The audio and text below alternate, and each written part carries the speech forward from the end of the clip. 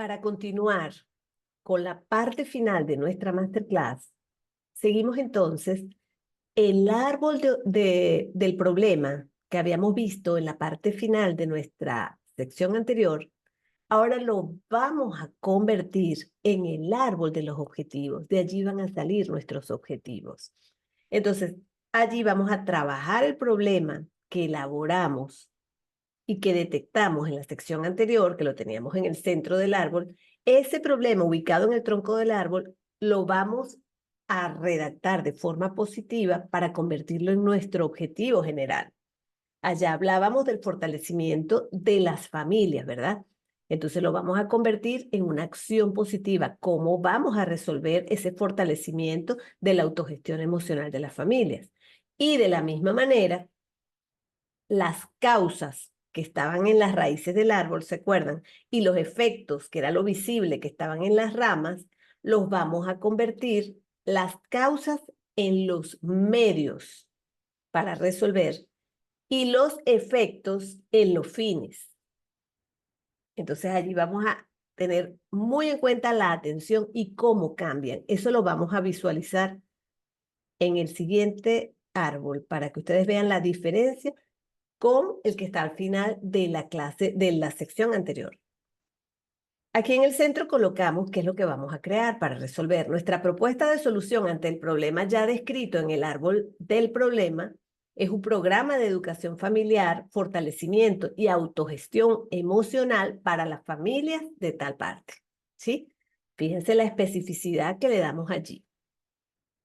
Luego, las causas que estaban en la raíz, aquí estaban las causas del problema, ¿verdad? En la raíz. Causas en la raíz, ¿sí? Se van a convertir en medios. Medios. Facilitación del apoyo emocional entre los miembros son los medios por los cuales de los cuales me voy a valer para lograr este objetivo. Primero, facilitación de apoyo emocional entre los miembros de la familia, establecimiento de patrones saludables de comunicación entre las familias, introducción de modelos positivos de comportamiento emocional, implementación de herramientas de gestión del estrés familiar y desarrollo de habilidades de resolución de conflictos familiares, ¿sí?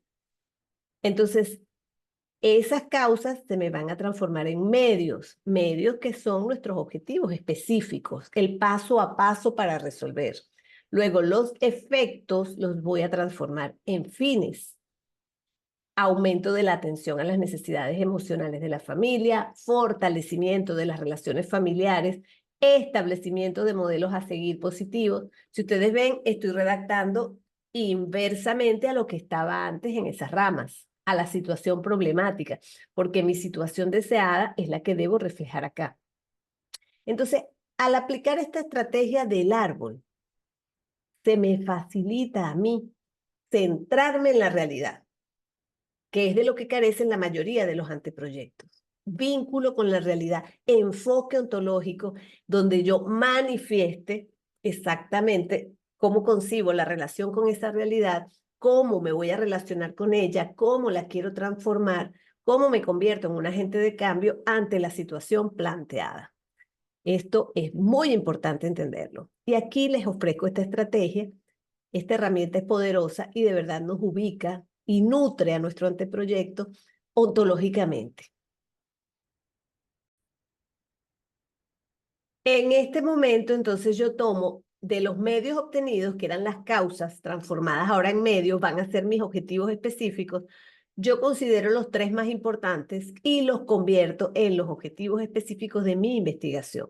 Aquí están los 5 que aparecieron en el planteamiento del problema de esta tesis. Aquí están los 5 que salieron y se tomaron los más relevantes, los de mayor impacto en la solución del problema en cuestión.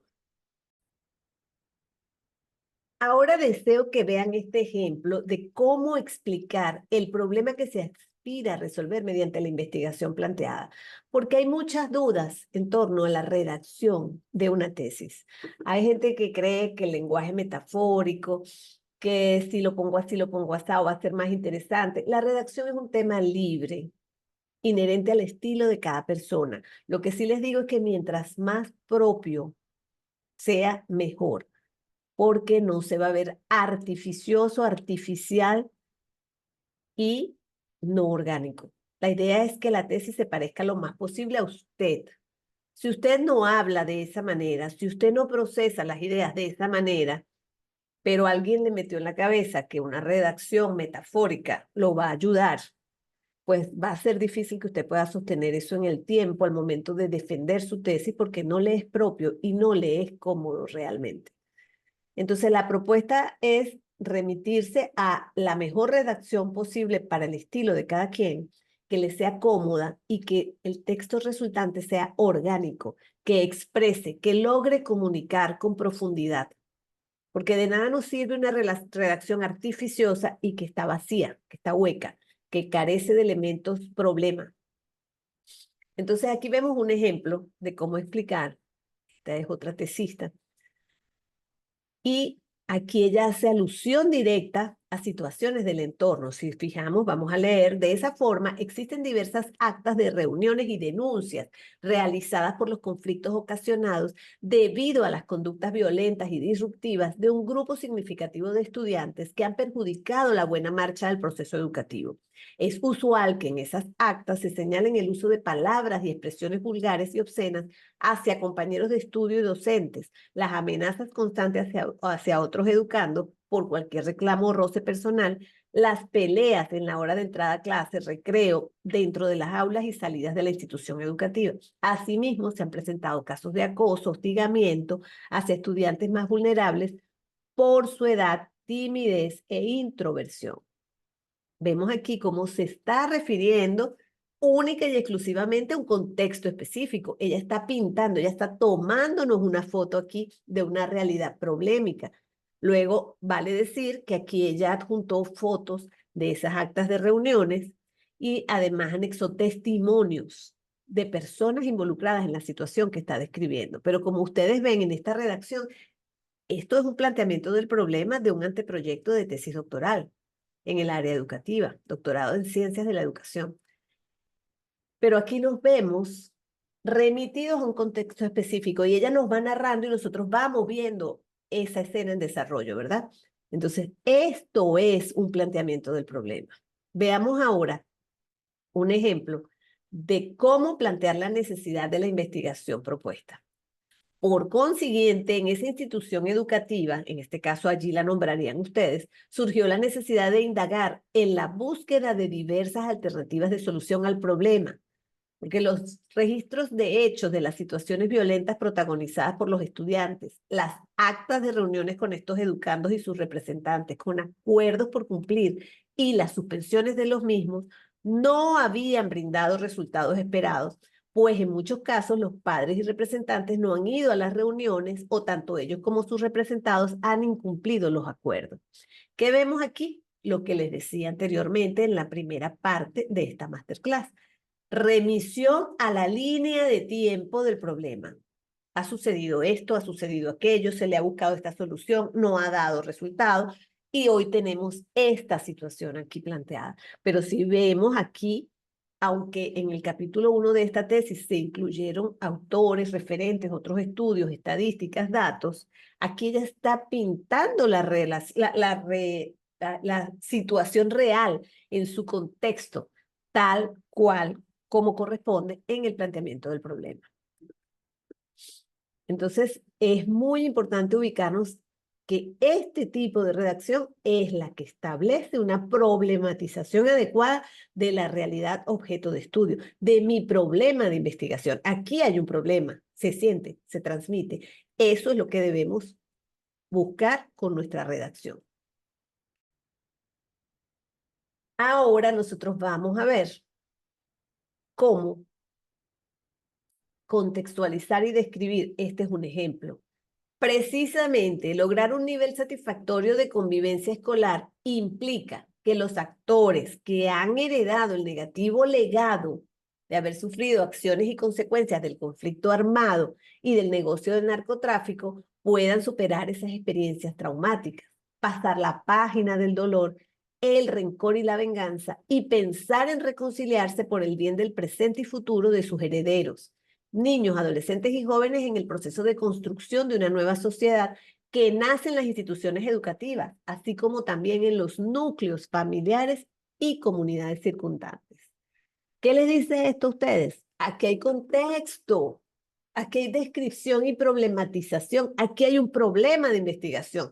Y ven cómo se pasa de los ejemplos anteriores, que es la misma investigación, que estaban focalizados en lo micro, me paseo por lo meso y me voy a lo macro, ya que hablo de conflicto armado y negocio de narcotráfico y de las consecuencias sociales, el impacto socioemocional de este hecho en el ámbito educativo, en el desarrollo de la acción educativa. ¿Ven? Entonces hay una cadena de inferencias importantes que yo voy estableciendo y de vinculaciones de lo micro, pasando por lo meso y lo macro, que problematizan la situación y le dan una dimensión de problema de investigación. Si es doctoral, si es de maestría, en este caso es doctoral, bueno, tiene que ser de mayor magnitud, ¿verdad? Pero fíjense en la redacción. La redacción en todo momento me está vendiendo una situación problemática, relevante, trascendente, que hay que atender, que es urgente. Y no es porque sea este tema de la guerrilla, no. Es que cualquier tema susceptible de ser investigado tiene relevancia. Nosotros como investigadores somos los que se la damos y los que la proyectamos. Es nuestra responsabilidad. Entonces aquí les presento ahora un ejemplo de delimitación, ubicación y contextualización reflexiva, porque tengo que mostrar mi contexto del cual yo estoy hablando y donde voy a investigar. Particularmente, la institución educativa está ubicada en tal parte. Abarca las inspecciones como la de tal, tal, esto es en Colombia, por supuesto, porque es un doctorado internacional, las cuales han sido lugares activos del conflicto armado, de presencia de actividades de narcotráfico, han tenido repercusión en la población habitante de estas zonas, entre la cual se cuentan familiares, padres, representantes y estudiantes inscritos en estos centros escolares, los centros donde se desarrolló la investigación. Además, este centro escolar está ubicado en una zona que ha sido objeto de acciones de conflicto armado y de la violencia armada del narcotráfico. Incluso ella incluyó en la tesis, en el anteproyecto, el mapa de la zona. Entonces hay que recordar que es una zona rural y la ruralidad le da unas características particulares a los habitantes y centros escolares que los atienden. Entonces ahí está dándome más elementos de alimentación para que yo, que soy la lectora, o para que todo ese entorno que va a leer esa tesis, llámese jurado, llámese cuando se convierta en un libro, pues que es lo que se desea siempre, tengan elementos para compartir y comprender el contexto del problema. Y eso es lo que tenemos que buscar en nuestro primer capítulo, esencialmente. Allí hemos visto 4 ejemplos de redacción muy, muy importantes y que nos muestran en todo caso contexto. Entonces, algo muy importante es respaldar cada uno de nuestros enunciados. Este paso es fundamental. Solemos, y lo digo porque lo leo constantemente, incluir afirmaciones, aseveraciones en ese capítulo sin que estén respaldadas. ¿Quién dijo esto? ¿En qué se basa este dato? Eso es fundamental porque acuérdense que estamos hablando de ciencia. Somos científicos sociales y nos debemos asumir como tales. Asumirnos como tales implica respaldar cada cosa que afirmamos. Esto es fundamental para garantizar la seriedad y confiabilidad de la investigación y para mostrar el impacto que tiene nuestro problema en la sociedad, en el entorno. Entonces, hay que hacer las investigaciones correspondientes para sustentar, hay que citar las fuentes y hay que tener datos actualizados, lo más actualizado posible, para refrendar y demostrar que esto sí es un problema. Y aquí voy con algo que es muy importante porque de todo hay estadísticas, lo que hay es que salir a buscarla. Es muy conveniente incluir estadísticas recientes relacionadas con ese problema, que nos permitan comparar entender la magnitud de la situación, su relevancia y por qué es tan importante atender y resolver ese problema. Porque cuando yo muestro cifras, hechos, estoy mostrando concreciones, expresiones del problema.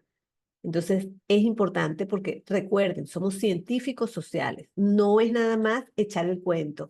Es un cuento sustentado, soportado científicamente, avalado. Y si lo puedo avalar con datos, cifras, estadísticas, hechos, cuadros, testimonios, es lo que debo hacer. Porque esa es la diferencia entre un simple comentario, una opinión, un parecer y la ciencia, ¿sí? Luego, en el planteamiento del problema, después que yo describo toda aquella situación y la retrato de la manera más fehaciente posible, de la manera más cruda y completa, yo tengo que proponer alguna solución. No la puedo dar como solución ya, porque debo desarrollar la investigación que demuestre que esa es una solución pertinente y eficaz. Pero sí puedo decir que de acuerdo a tales y a tales autores y a tales experiencias, tal cosa pudiera ser una vía de solución.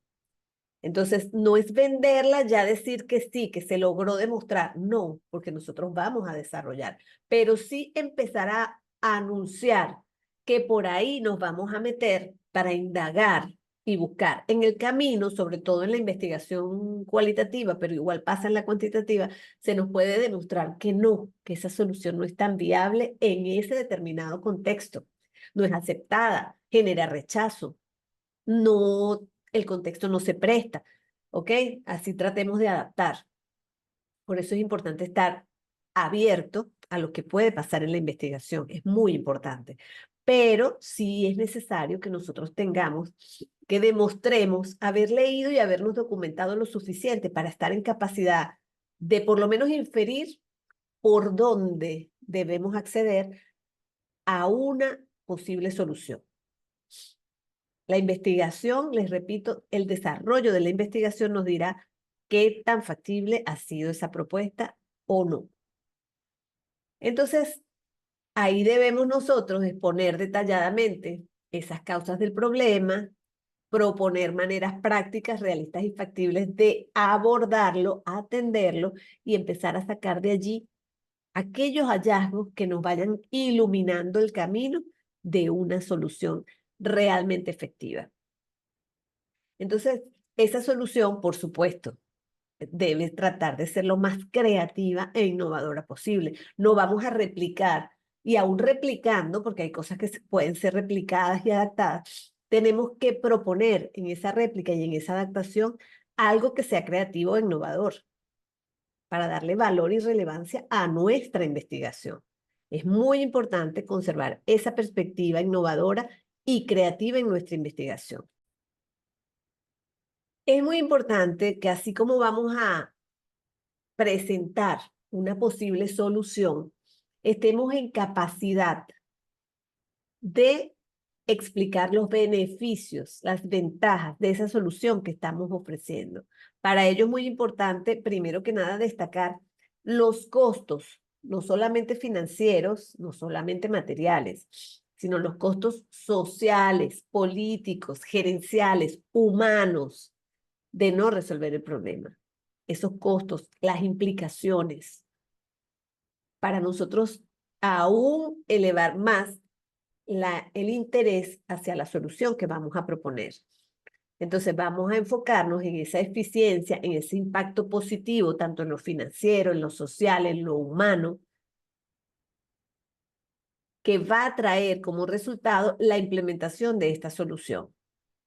Suponemos que la aplicación de esto y esto incidirá positivamente en tales y tales cosas de esta manera, tal como lo demuestra el estudio realizado en tal parte donde se aplicó algo similar y los resultados fueron favorables. Por ejemplo, de esa manera lo podemos destacar.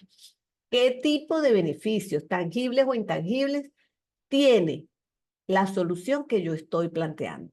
Esto es muy, muy importante para nuestro capítulo 1, planteamiento del problema, donde, repito, estamos vendiendo la gravedad de una situación y la posibilidad que tenemos a través de la investigación científica de conseguirle una solución.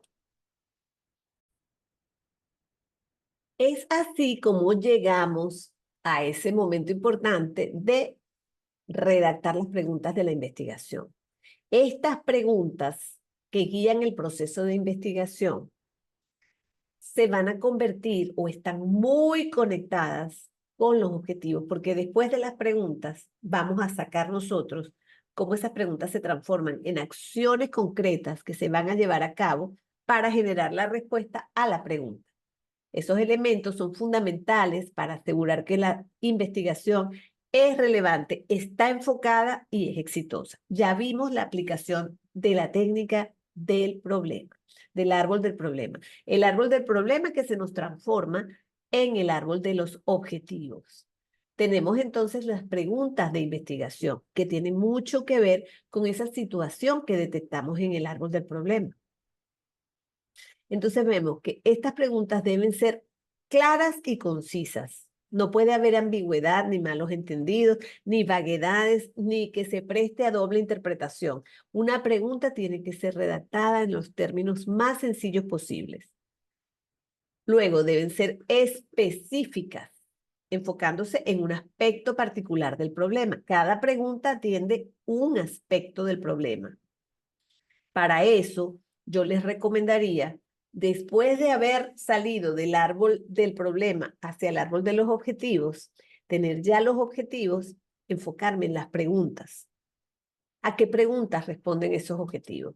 Porque a veces empiezo el paso de las preguntas hacia los objetivos y luego tengo como resultado que no hay conexión entre preguntas y objetivos y ahí hay un problema para la tesis, porque eso debe conectarse. Mi experiencia reciente me enseña que si yo obtengo los objetivos por la vía del árbol de los objetivos, yo puedo generar preguntas a las que estos objetivos son las respuestas. Entonces, específicas, enfocarse en un aspecto particular del problema, relevantes, que aborden un vacío de conocimiento, porque como toda pregunta, ella invita a la búsqueda de una respuesta que no existe, que nos las va a dar el desarrollo de la tesis. Por supuesto, debe ser factible, que puedan ser respondidas a través del desarrollo adecuado de ese proceso investigativo, que estén conectadas con la teoría, porque ahí se debe evidenciar la vinculación con un marco teórico que por algo es el marco teórico. Y por último, que estén orientadas a un objetivo, porque cada pregunta va a indicar el camino hacia los resultados que busca mi investigación. Debe haber una coherencia directa entre preguntas, objetivos y las conclusiones de la investigación. Y por supuesto les traigo ejemplos.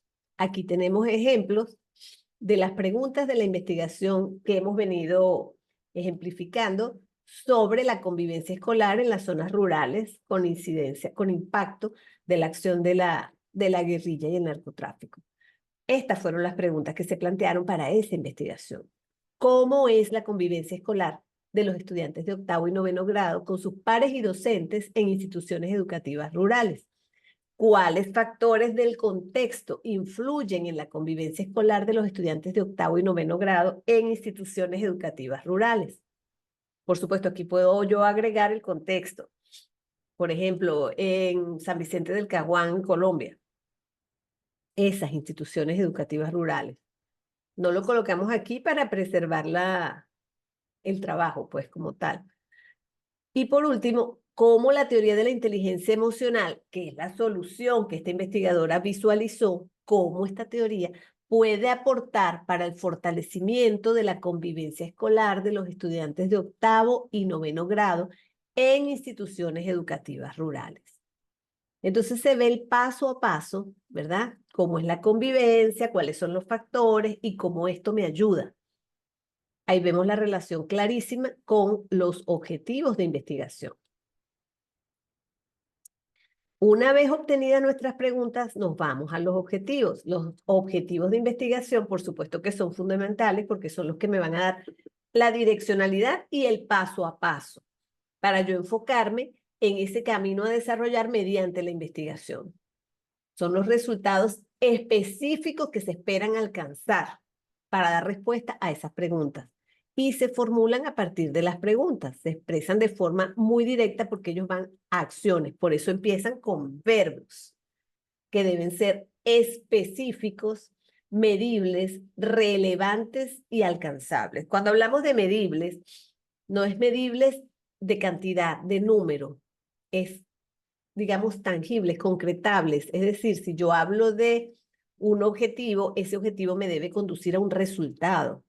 Resultado que puede ser cualitativo o cuantitativo, pero debe generar un resultado. Es una acción que genera unos resultados dentro de la investigación. Entonces, no podemos olvidar esto, que sean específicos, medibles, relevantes y alcanzables. Existe un objetivo general que se formula respondiendo al propósito global del estudio y que se define como el principal aspecto a tratar, es decir, es el tema del trabajo. Por lo menos en el ejemplo del árbol hablábamos de un programa de aprendizaje emocional para esas familias, ¿verdad? Ese es mi objetivo general, ese va a ser mi resultado final, la elaboración de ese programa. Pero en el camino yo debo dar unos pequeños pasos para llegar a ese programa. Entonces, en este caso, no se referencian los detalles vinculados a la investigación porque el objetivo general ofrece una visión amplia. ¿Qué quiere el objetivo general en este caso? Desarrollar un programa de aprendizaje emocional para ser aplicado en tal parte. Cuando me voy a los objetivos, esos sí se formulan para definir y abarcar las diferentes dimensiones, momentos y elementos que permiten lograr el objetivo general. Es lo que yo llamo mi paso a paso, que me conduce a resolver el problema planteado. O sea, ese resultado que yo me planteo obtener en el objetivo general se va a lograr mediante pequeños resultados que voy a ir logrando a través de estos objetivos específicos. Ellos limitan y precisan lo que se desea investigar en el paso a paso, orientan el camino. Y por supuesto les traigo como ejemplo los objetivos del estudio que hemos venido analizando. Objetivo general, generar un enfoque teórico sobre la convivencia escolar en la educación básica secundaria del contexto rural en Colombia desde la teoría de la inteligencia emocional. Vemos que ella aquí, si bien contextualiza, porque nos dice contexto rural en Colombia, ella no coloca nombre de la institución, cosa que se puede o no se puede obviar, de acuerdo a lo que a ustedes les interese enfocar. Pero ella deja claro allí cuál es ese producto, ese enfoque teórico sobre esto desde esta perspectiva en tal parte. Y luego nos deja ver aquí cuáles son los objetivos específicos. En primer lugar, como ya vimos por las preguntas, describir la convivencia escolar. ¿Cómo es esa convivencia? Luego, dentro de esa convivencia, ¿cuáles son esos factores críticos que afectan esa convivencia? En tercer lugar, analizar los aportes de la teoría de la inteligencia emocional en el fortalecimiento de la convivencia escolar. Entonces, allí vemos nosotros que ese paso a paso me va a llevar a consolidar ese enfoque teórico emergente desde el contexto en estudio. Cuando yo digo con enfoque teórico emergente desde el contexto en estudio, ya yo estoy hablando de que yo voy a tomar en cuenta las perspectivas de estudiantes y docentes y que desde ellos va a emerger esa solución que yo voy a entrelazar con la teoría. Obviamente que estoy hablando de una investigación cualitativa, ¿verdad? Que requiere interpretación. Entonces, es importante ver la redacción, porque no es complejizar la redacción por complejizar, por llamar la atención, no. Es darle un sentido a las palabras y que tengan sobre todo contenido, ¿sí? Que realmente describan a profundidad el aporte que yo estoy haciendo con mi investigación, que lo dejen claro, no que enreden la comprensión de la cosa, no, eso no sirve. Y ahora viene un aspecto que muchos dejan de lado o le restan importancia, pero que es fundamental, porque todos en su momento, todas estas secciones del planteamiento del problema tienen un objetivo, un peso y un valor. Entonces se trata de la justificación e importancia de la tesis. Esto es fundamental porque esto demuestra el valor del estudio. Entonces, al hacer esta sección, nosotros debemos convencer al lector. No podemos poner cualquier cosa ni copiarnos los de otra tesis, no. Ahí debemos convencer, ahí es donde vendemos la tesis. Esa relevancia teórica, cuáles son los aportes que yo voy a hacer a través de mi tesis a la teoría existente, cómo esa tesis llena un vacío, cómo desafía, cómo reta, cómo innova con sus aportes en esa teoría ya producida. Hay una nueva perspectiva, cuestiono lo establecido o me pliego a ello.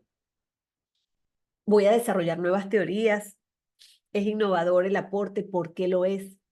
Esa es la relevancia teórica. Su relevancia práctica, ¿cuál es el impacto social que tendrán esos resultados que yo voy a encontrar allí? ¿Cuáles son las implicaciones en términos de políticas públicas? Yo doy un seminario de políticas públicas donde me empeño que mis estudiantes vinculen sus temas a las políticas públicas existentes, no solo en el país, sino en Latinoamérica, para que vean cómo su aporte puede impactar estas políticas de manera determinante, porque esa es la idea de la investigación, esa es la relevancia social de la investigación. Y eso hay que decirlo allí en justificación de importancia. ¿Cuáles son las aplicaciones prácticas? Esos resultados pueden ser aplicados en contextos reales, realmente pueden ser replicables. ¿Cuál es la originalidad y la novedad? ¿Cuál es esa metodología que yo utilicé y cómo es que me lleva a generar resultados innovadores? Esto lo tengo que vender en la justificación de importancia y lo tengo que dejar claro, muy, muy bien dicho. Y en este momento que hemos finalizado el recorrido por las secciones del capítulo 1, te quiero dejar este checklist para que tú verifiques, hazle captura de pantalla y verifiques en tu anteproyecto, en tu capítulo 1, si has cubierto estos pasos. Si estos pasos no están cubiertos, es el momento de revisar. Es el momento de revisar. Te invito a que hagas captura de pantalla, ya la debes haber hecho, y revisar la importancia de haber cubierto cada uno de estos aspectos para que tu planteamiento del problema esté adecuadamente soportado y perfectamente desarrollado. ¿Y por qué te doy el checklist que te acabo de pasar? Que espero hayas hecho la captura de pantalla que te sugerí. Porque al abordar el planteamiento del problema es común cometer muchos errores. Errores por desconocimiento, por la presión del momento, pero errores al fin. Eso afecta la efectividad y la correcta elaboración de tu problema y por lo tanto, por supuesto, va a afectar la aprobación de tu anteproyecto. ¿Cuáles serían algunos de estos errores? No identificar correctamente el problema, no enfocarse en el problema, generalizar demasiado el problema, no justificar adecuadamente la importancia del problema, no delimitarlo de manera clara y precisa en su contexto y en la descripción más completa posible. Y no formular preguntas de investigación específicas y enfocadas. Son algunos, pueden haber más, pero estos son los más comunes, porque esa ausencia de realidad, de contexto, nos lleva a hacer del capítulo 1, que es el planteamiento del problema, un pequeño marco teórico, y esto no es correcto. Esto no deja claro cuál es el problema que estamos investigando.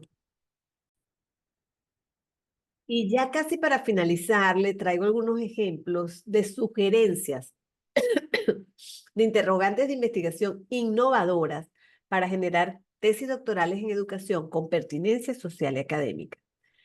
Por ejemplo, en el área de inteligencia artificial y educación, que las pueden enfocar en personalización masiva, en el campo de la ética, en la inteligencia artificial educativa, la inteligencia artificial y el desarrollo socioemocional. Son algunas de las interrogantes que pueden surgir en el campo de la educación y la sostenibilidad. Educación para la sostenibilidad en contextos urbanos, pedagogías comunitarias y sostenibilidad, educación ambiental y justicia social. Son áreas innovadoras donde van seguramente a impactar con tesis que se guíen por este tipo de interrogantes de investigación. Neurociencia y educación, que también es un área bastante innovadora en la que los aportes están, bueno, pues a la orden del día. Neurodiversidad y aprendizaje, un tema de gran relevancia. La gamificación y la neurociencia, hemos trabajado con esto. La neuroplasticidad y el aprendizaje a lo largo de la vida son temas innovadores y aquí les ofrezco algunas preguntas de investigación que pueden orientar la concepción de proyectos y, por supuesto, el planteamiento de problemas. Y ya para finalizar, no me quiero ir sin dejarles por aquí unos consejos para generar planteamientos innovadores. Por supuesto, la interdisciplinariedad, combinar conocimientos de diferentes disciplinas como educación, psicología, tecnología.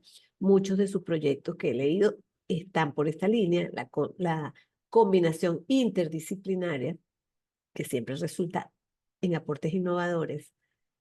El contexto actual es muy importante abordar problemáticas relevantes y emergentes, no cosas que estén descontextualizadas o que ya hayan sido resueltas.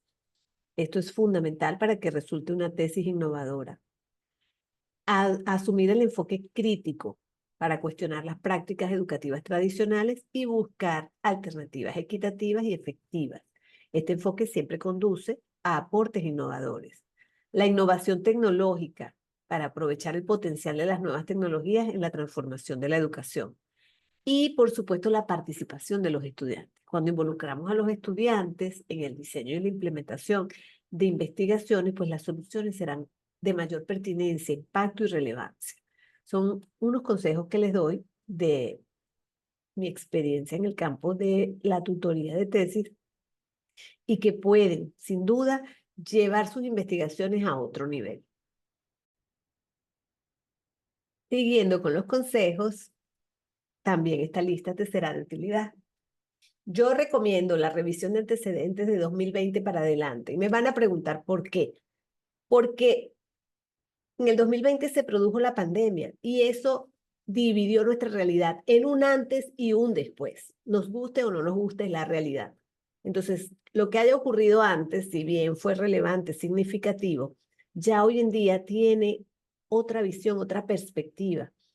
Hubo un cambio radical en todos los aspectos de la vida y más aún en lo educativo, en lo social, por lo tanto en lo investigativo. Por lo que traer antecedentes de años anteriores o referencias de años anteriores, por supuesto, hay teóricos que tenemos que citar, tenemos que fundamentarnos en ellos y en sus valiosos aportes, pero los antecedentes deben venir de 2020 en adelante para que realmente eso tenga conexión y pertinencia con el mundo en el que vivimos. Por supuesto, siempre tratar de consultar con el tutor, porque el tutor es un experto que puede brindar orientación personalizada y hay que aprovecharlo al máximo. En el caso de que esta relación con el tutor no funcione, buscar un asesor también es válido. Hay que buscarlo porque necesitamos iluminar nuestro conocimiento, iluminar nuestro camino para el desarrollo de la investigación.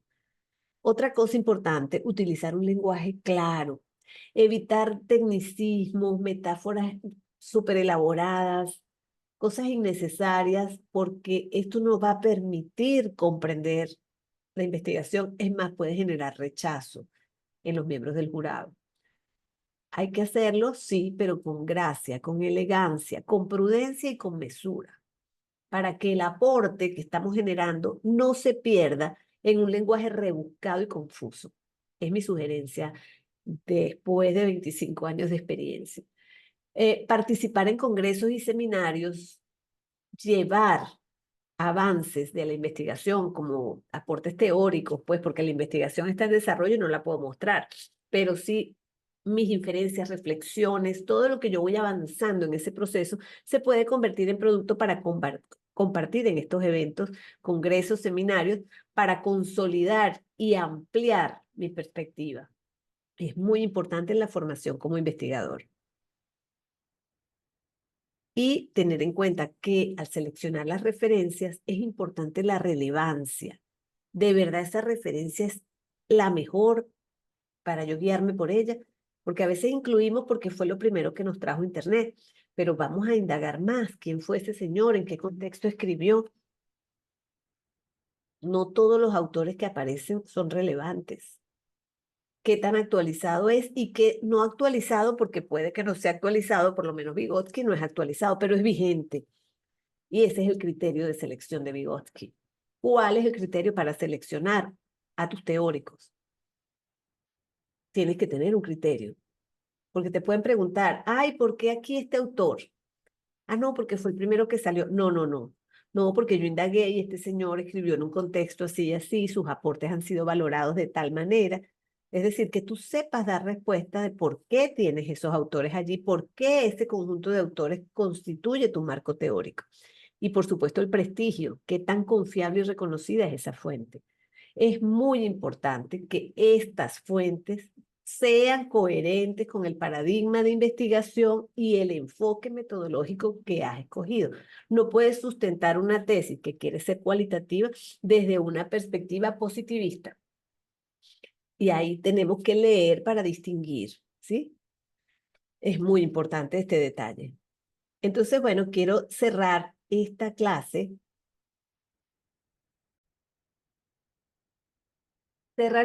con mucho entusiasmo y optimismo, diciéndoles que están iniciando la aventura más bonita para cualquier investigador, la realización de su tesis. Háganlo llenos de amor, de optimismo, de inspiración, con la certeza de que esto los va a ayudar a ser mejores profesionales y mejores personas, a la vez que va a reportar soluciones importantes para el entorno donde se desenvuelve. Háganlo desde esa perspectiva, llenando de amor cada acción que se vincule con la tesis. Y no olviden que luego del planteamiento del problema, allí es donde nosotros estructuramos unos objetivos que nos van a dar esas categorías fundamentales que vamos a tomar para construir, para integrar nuestra fundamentación teórica, que es esa perspectiva epistemológica, que será objeto de una próxima clase. Ha sido para mí un verdadero placer estar aquí hoy con ustedes y saben que me tienen a la distancia de un mensaje. Escríbanme un correo, síganme en mis redes sociales o escríbanme a mi número de WhatsApp y por allí estaré en disposición de atender cualquier explicación, duda o pregunta que surja. Soy la doctora María Eugenia Calzadilla. Vivamos siempre creando bienestar. Hasta la próxima, los espero.